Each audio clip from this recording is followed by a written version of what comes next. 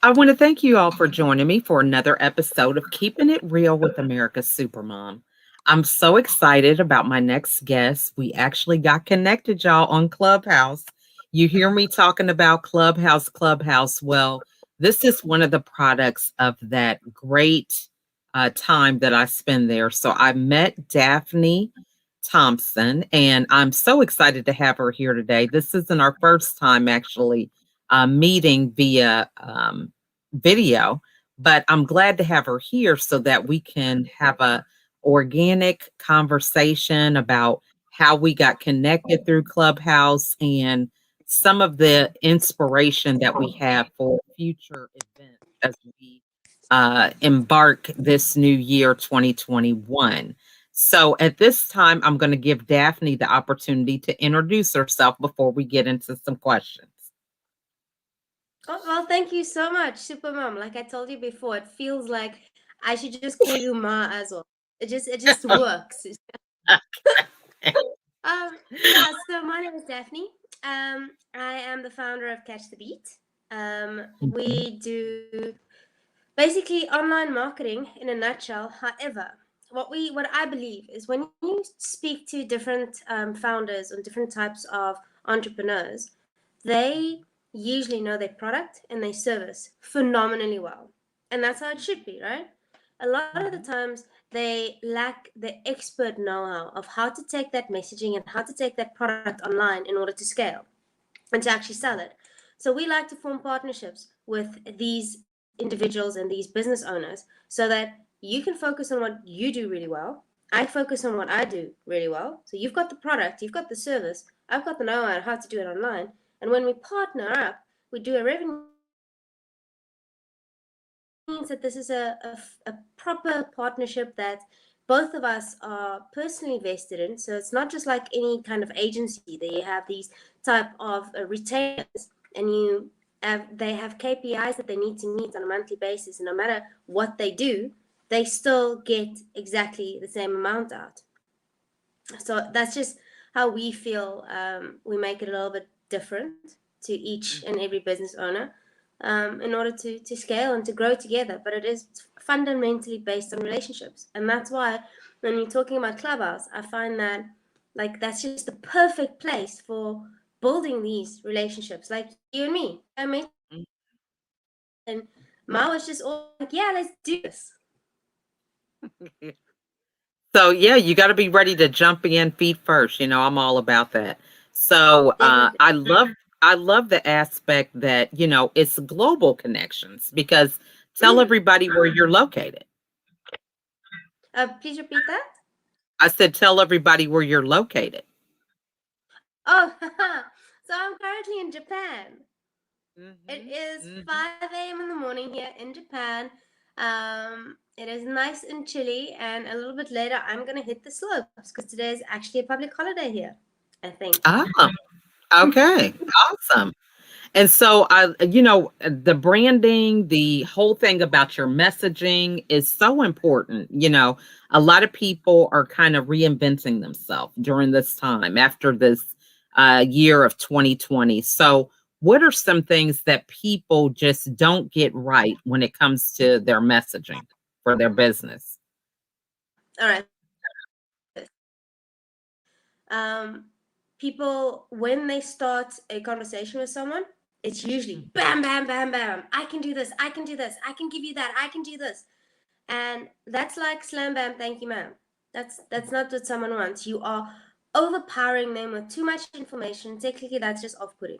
So the way that I like to to conduct business and the strategy that we use when people come online, especially when a new client gets online, is we base this off a book called a book from Desmond Morris. Now he's a zoologist in Sweden, I think. But anyway, he did a study on how different animals get to sexy time.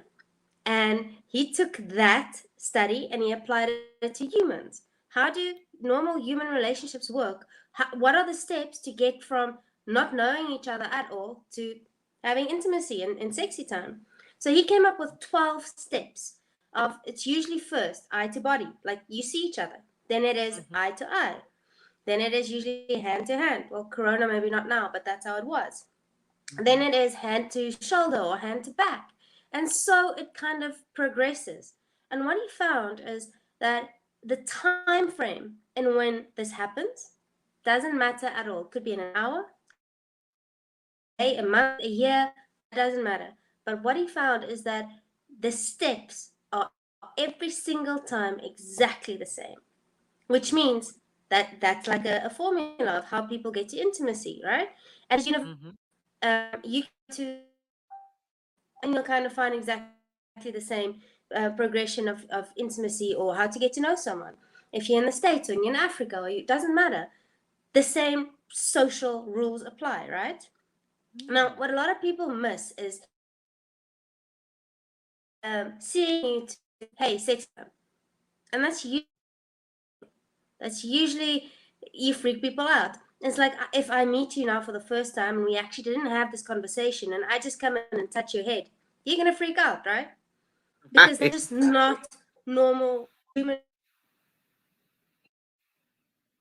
And a lot wrong when it comes online is they miss steps. So the first thing that they need to do online is they need to get people to be aware of you. Now, if you take that into a logical human relationship, is hey, you need to see the person. Then you need to engage with someone. So please start talking to me first. Like, be nice to me. See if there's any common ground. Can we start texting? Maybe just then the next step would be someone to from awareness to engagement. Then we need people to start getting a conversion going. Now, conversion is cool. Would you mind getting on a date with me?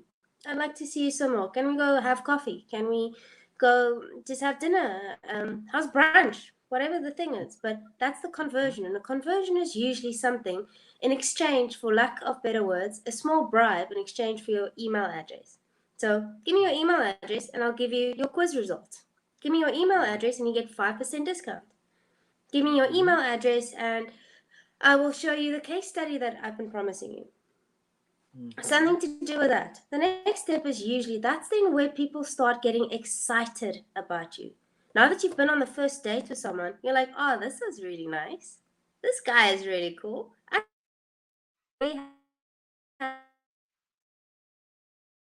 Doing that, and over a certain period of time, especially if it is higher ticketed numbers, like higher ticketed amounts that you want to sell, this process takes a little bit longer.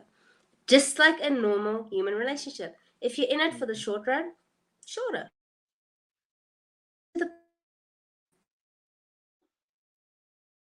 The minute you get that messaging right of logical human relationship, then you can only start giving your core offering. Because now you've got trust, you've got reliability, and people buy into people. So now there's a relationship that formed. It's no longer just, oh, well, I can do. In essence, you've made the person or your client the hero in their own story. You are no longer the hero. And I think that's a lot of the where people specifically now in the COVID time get it wrong. They go online and they're just like, I'm amazing, I am awesome. And on Clubhouse, it's I'm a billionaire, I'm a 7-figure owner, I am this.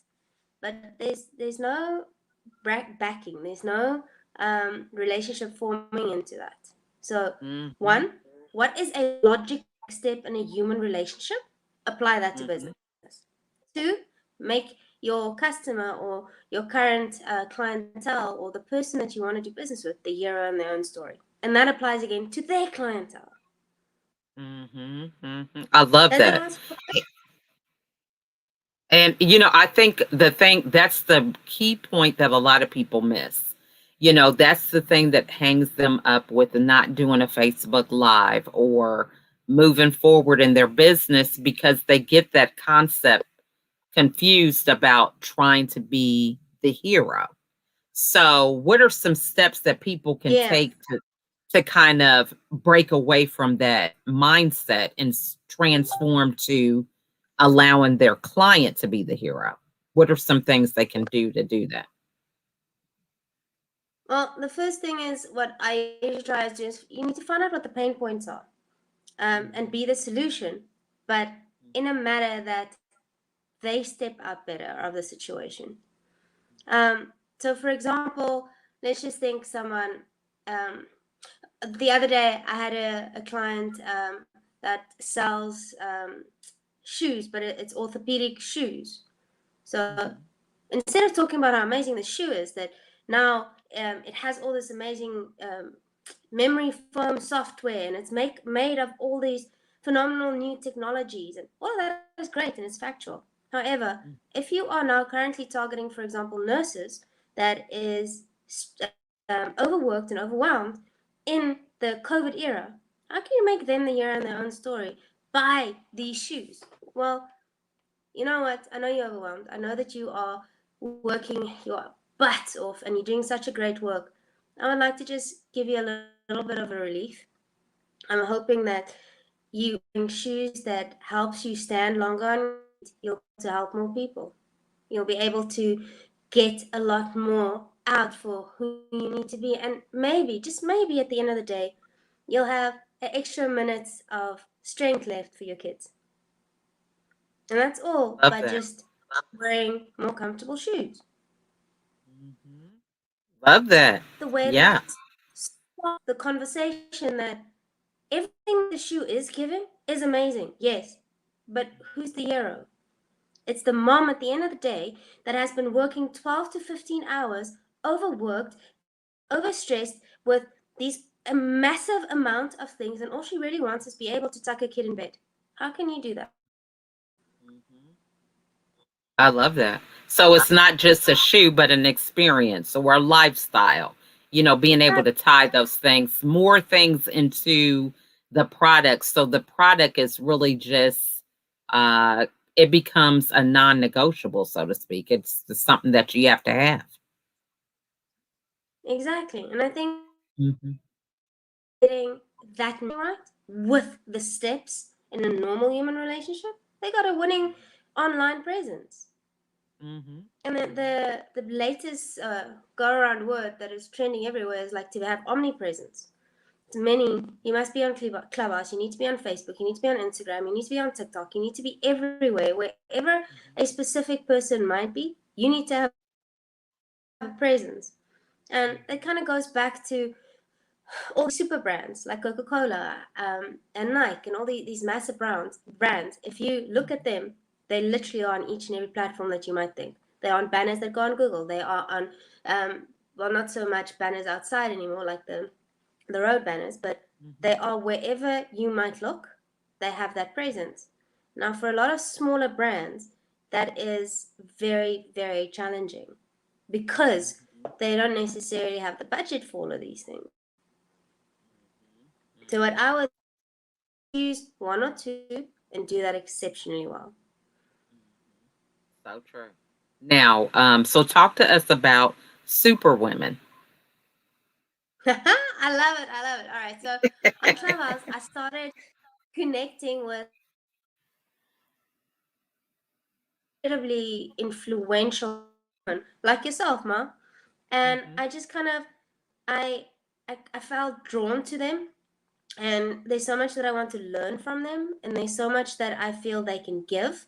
And yeah, there's certain things that men can do, and they are amazing, and I love my husband and everyone. But there's also certain things that women go through that a man just don't understand. And there's certain things that we speak and how we speak, and sometimes that our mind works on 20 million things at the same time. That, like, I'm just taking my husband, that he kind of like, whoa, in which box are you now? So there's just there's there's certain things that I feel that women just associate better with each other with, and also there's a certain need that I personally feel that only a woman can fill. There's some things that my husband, no matter how much try, but there's just certain aspects that he won't get, and there's certain things that only one of his male mates will get. That's just reality. So what I was trying to do, or what I am trying to do, is I met with all these phenomenal women. You've met some of them. They are just like powerhouses. I wanted to create a community for superwoman entrepreneurs where there's a certain vibe or a certain energy or whatever you want to call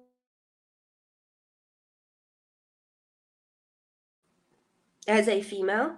We usually feel a lot of intimidation or there's a lot of fear going into this, and I'm not saying that men don't feel that. I just have an association and that resonates more with females. So how can we assist startup women into that field? Now the next level, when you start making your first 100,000, who knows about that? Every time you step a level up, there's a new mindset that comes. With every zero that's been added to your income, there's a new mindset that goes up. Now, for example, I know what millions look like. I'm not so sure what 10 millions look like yet. But I do know that there's people in my community right now that does. And I want to know how they handle it. Because surround yourself with the right people. One of my business coaches always told me, Garp, get around the right people. You are the average of the five or six people that you spend the most time with. Now, if I can spend the most time with phenomenal, entrepreneurial, powerful superwoman, damn, I want to. And that's how I'm building that community. And I want to be able to set the platform so that other people or other women that is either on the tens of millions or the hundreds of millions or even startup now but has got the opportunity to be around these type of influential people. And even if they only get little gems, little bits of them, that should be worth it. Because where else are you going to get it? Yeah, I love So that. that And was I my think, that go ahead. You know what? It's a delay with us and the thing. So finish your sentence. I'm sorry. No. I'm just get so excited and so passionate about this because I do see a need and I do see a solution. And I'm trying to bring Mhm, together and I want to do it by surrounding myself with great minds. And each one of these women, like especially you've got an amazing story. I mean, 15 kids. I don't even know how to comprehend that. Yes, it's always funny to talk about that, but in mhm. reality, Okay, we will be back with Daphne momentarily. This is just the joys of the internet. I tell you, it's always something. She actually is in Japan, and so these things happen, with the connection. But uh, just summarizing what she said, I think it is amazing to remember that collaboration can happen regardless of where you're located, geography wise. She's in Japan and we are connecting way across the water. So she's back. I was telling them a little technical sorry, difficulties with the internet. It uh, happens. Okay. thank you. Sorry, I So, have no idea. Just like I was talking and gone. oh yeah, it happens. Look, I'm used to it. I don't even get surprised by it anymore. All kinds of chaos goes on in my household. I'm sure you can only imagine. So, the next question is, trying to get the energy for what it is that you want to move into and manifest. I think that is key to kind of point out because so many people make a decision, oh, I want to collaborate. I want to be able to do something different. I want to create this space. But talk to us about going through the steps to get that to happen because so many people talk about it but actually implementing it. So what was it that you had to do to get to that point? I think the easiest is just get it done. Just do it. Mhm. I think where Mhm. what a lot of I think this I'm not entirely sure, but I feel that it's a personality thing as well. Where if you get Mhm. certain personality types, like your analyticals, before they do anything, it's usually massive amounts of research. Simple example: I'm a driver. My husband is an analytical, so I usually jump in head first, and then, oh wow, what did I do? That's usually the situation. And my husband is more paralysis by analysis. So Mhm. the first time I was on Clubhouse, I was like, oh, these people are talking about real estate. I like it. I want to say something. And he was like, what are you going to say? I'm like, I don't know, but I'm next. So I was like, they just brought me up on stage and we had a conversation about real estate and different industries and blah, blah, blah. And I got off and my husband was like, so how did you plan for that? I'm like, I didn't. I really didn't. But I have faith and I believe. So I was like, majority of the time, I kind of just do, and I believe that the Holy Spirit will just show me what the next step is. Because if He tells me something beforehand, probably it will scare me so much that I won't do Right. anything. Exactly. I tell So people that all the time. He only gives us what we can handle, because if we see too much, we're either trying to take credit for it or we're too scared to do anything. Because yeah, definitely, if so I had got a snapshot of 15 kids, I don't know if I'd be here today with that. Okay. Just saying. I can totally, yeah, no. So to answer your question, I do think personality types has a factor in it, but that's where Mhm. growth and maturity comes in. If you know you're amiable, for example, that needs a lot of support in order to do something, then get that support behind you. Find out what your trigger points are and move on. If you Mhm. are an expressive that usually just likes the fun side and the exciting side and get really, really frustrated when it comes to the admin side, either get someone to do the admin or train your brain to be able to handle it, even if it is short period of times. But if you really want to have a vision, or if you really do have a vision, you want it to, you just need to start. Just take one step. It's like, how do you eat an elephant? One bite at a time. Get your first bite. So yeah, that's kind of what I think about when you have a vision or even a want, even if you don't have it all figured out yet, just start, just do something, because the one step will lead to something else, and the next step will lead to something else, or you'll be able to see, all right, that was not the best step I could have taken. Maybe let's look at something else. But if you don't take it, you won't know. Yeah, so true. And a lot of the things, people analyze, make plans. You don't know anything until you take action, because a lot of the things that you're speculating about sometimes don't even happen.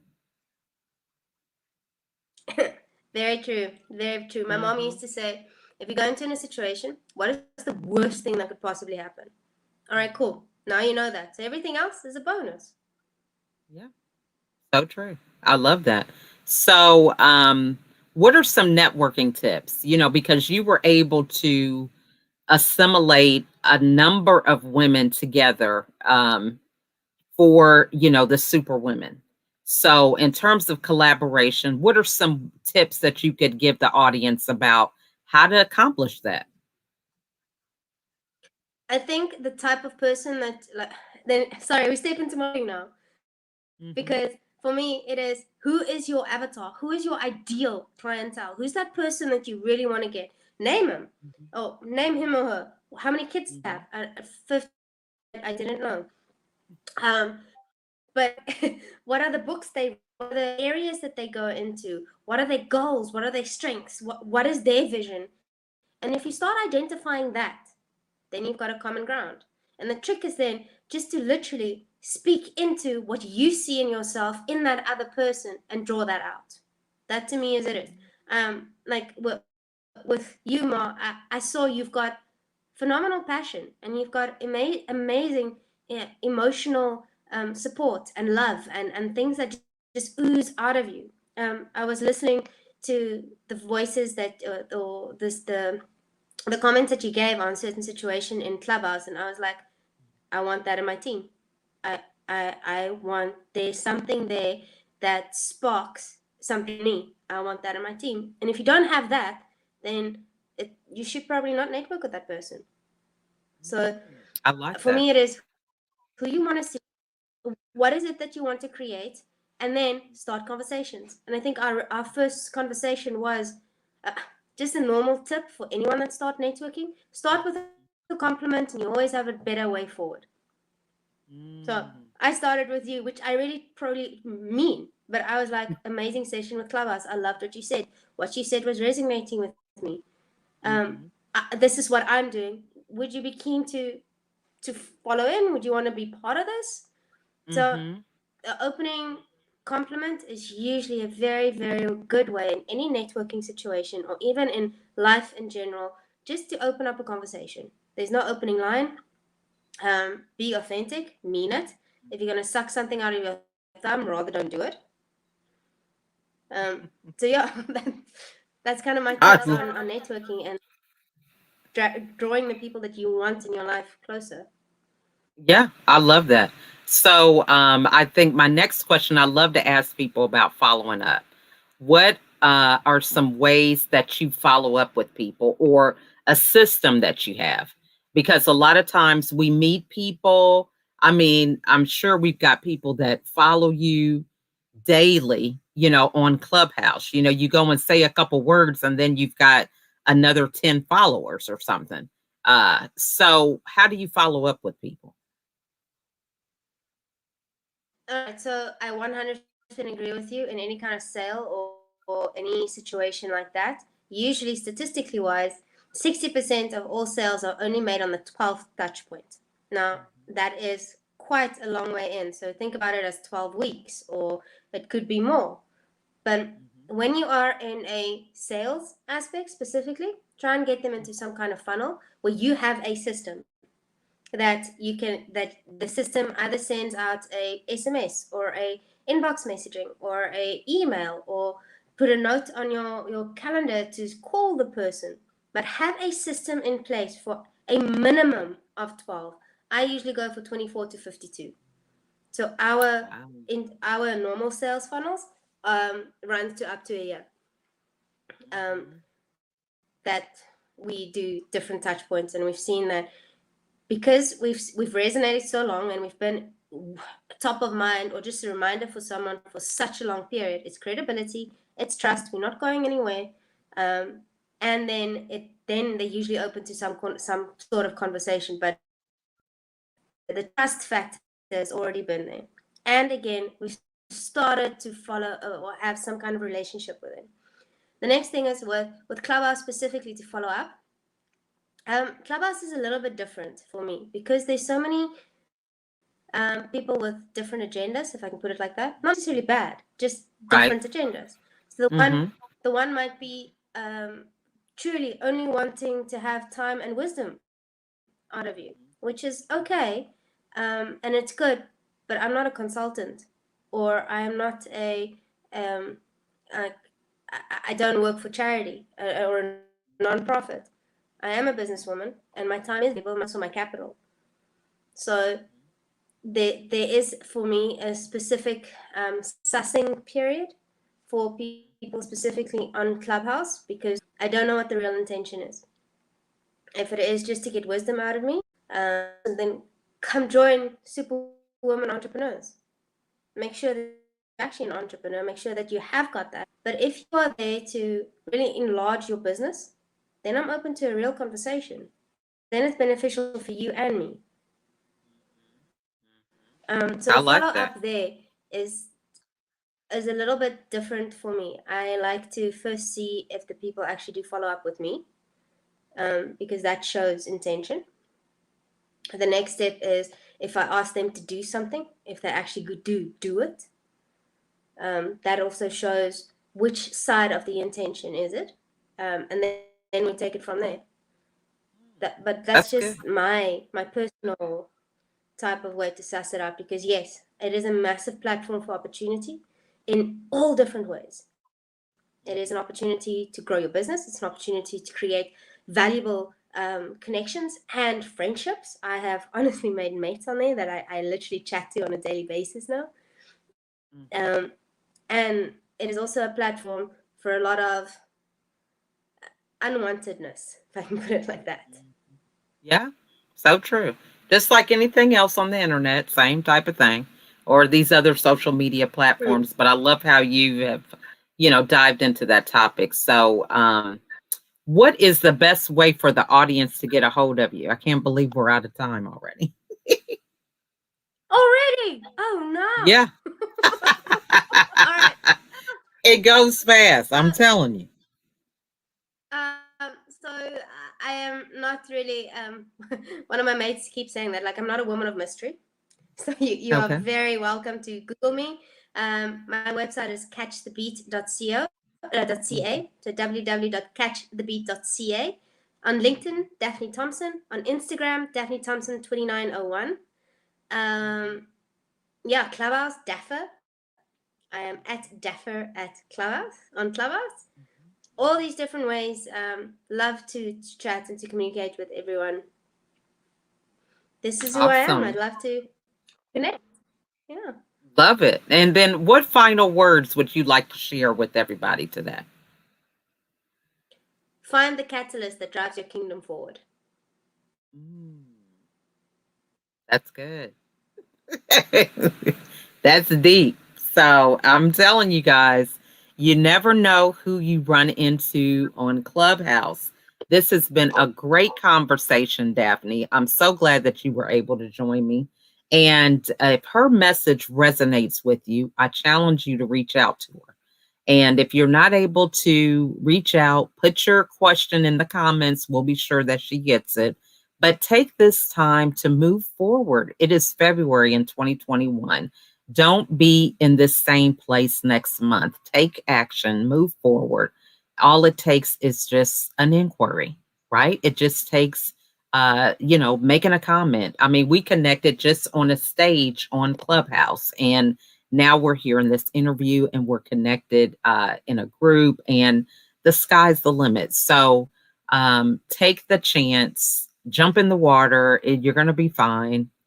We'll make sure that you survive, but do what it takes to kind of make new connections and create the environment that helps you to move forward. So, Daphne, again, I want to thank you so much for joining me today. And I look forward to having you back as we kind of catalog the things that we accomplished this year on Clubhouse. I'm so excited. And thank you so much for making me part of this. I really think that you are a phenomenal superwoman. And I'm so, so grateful that we are really connected. Oh, well, thank you so much. And I'm glad that we connected as well. And you guys, we want to thank you so much for watching us today. Again, reach out, don't be a stranger. And we will see you guys on the next episode. Thanks for watching.